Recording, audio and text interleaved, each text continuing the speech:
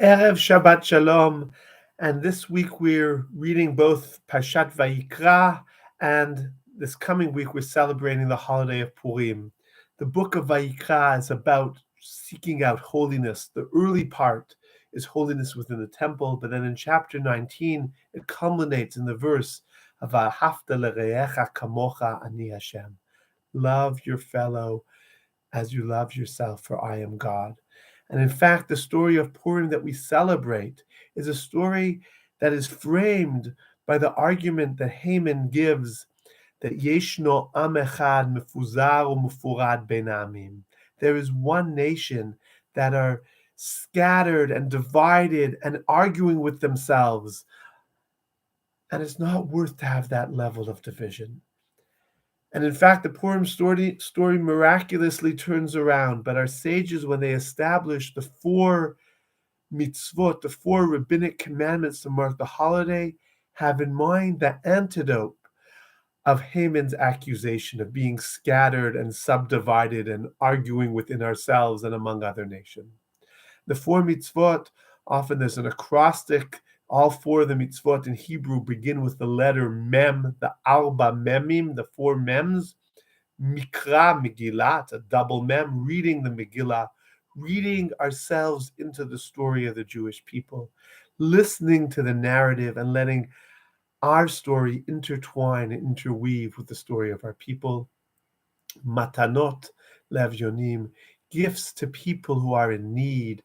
And in fact, the Maimonides codifies that this, out of all the mitzvot, is perhaps the most significant, for as he says, there is no greater joy.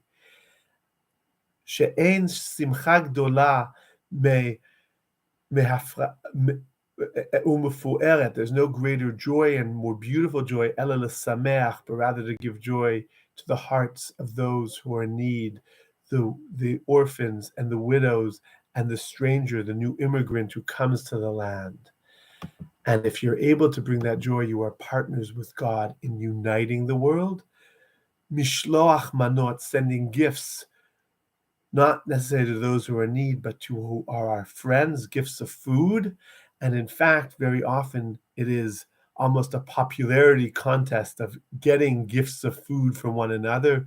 The Maharil suggests that you should ideally seek out someone who haven't been getting along with, and to that person send mishloach manot rather than to your BFFs, your best friends that you hang out with. And ultimately, ultimately having a celebratory meal that ideally we share with others again. And these four mitzvot are all about interconnecting. And here in Israel now, for those who are watching in Israel, we're blessed with an upswing in Aliyah from the Ukraine. Rabbanit Ilana has been very involved in providing real material support, working very closely with the ministries of Aliyah and absorption, finding ways to seek out what's missing. And very often it's been very basic things like clean linens and beddings and towels, which the Misrad HaKlita, the Ministry of Absorption, isn't set up to provide, and finding ways to be effective and efficient in that regard. And that is what it means to be a nation that is not, as Haman saw us, mefuzar umefurad, divided and separated and in arguments with each other, but a nation that supports one another. And we know in the world of Chassidut that this world is the world of Olam Shel Pirud, it's a world of divisions, but ultimately the world that is redeemed is a Ulam She'itchadeta, a world which is united, which is unified, and in which we see we are all connected on a fundamental level.